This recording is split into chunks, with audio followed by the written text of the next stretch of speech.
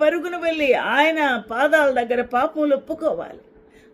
పరుగున వెళ్ళి, ప్రభువు నా హృదయాన్ని ఎక్కిస్తున్నానయ్యా, ఈ మస్టును, మురికిని, డాగుని అన్ని కడగయ్యా అని ప్రభు పాదాల దగ్గరకు వచ్చి ఆ తెరిచిన సమాధిని అప్పగిస్తే ఆయన కడుక్కుంటాడు, ఆయన శుద్ధి చేసుకుంటాడు.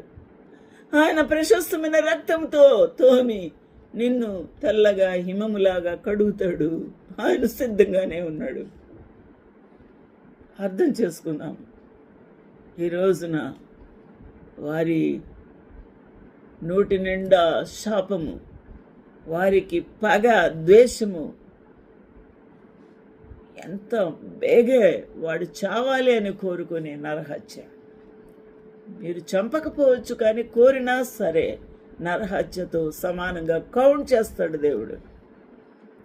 రక్తము చిందించుటకు వారి పాదములు పరిగెత్తుచూ ఉన్నాయి. 15వ వచనం. అర్థం చేసుకుందాం. అటువంటి కసి, అటువంటి మాట, కత్తి పోటు వంటి మాటలు. ఇదా నీ బ్రతుకు? ఆలోచన చేద్దాం. నాశనమును, కష్టమును వారి మార్గములలో ఉన్నాయి. యేసుక్రీస్తు ప్రభు శాంతి, నేను సాత్వికుడను, దీన మనసు గలవాడను, మీ మీద నా కాడి ఎత్తుకోమన్నాడు. ఆయన శాంతమూర్తి. శాంతి మార్గము ఎరగరు. యేసుక్రీస్తు ప్రభు సర్వసత్యపు మార్గము వారు ఎరగరు. హల్లెలూయా. వారి కన్నుల ఎదుట దేవుని భయం లేదు.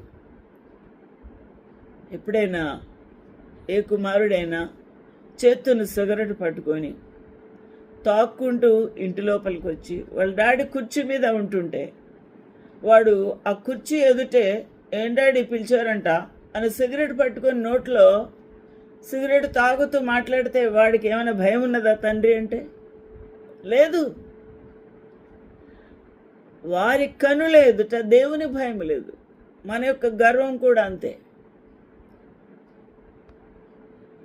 ఏ మాత్రం కూడా తేడా లేదు. అటువంటి భయం లేని పాపం.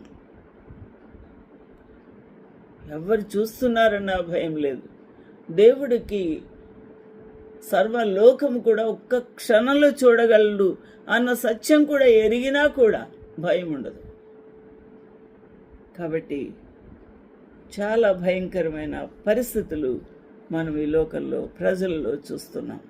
ప్రతి నోరు మూయబడినట్లును సర్వలోకము దేవుని శిక్షకు పాత్రమగునట్లు వారు ఏం చేస్తున్నారు?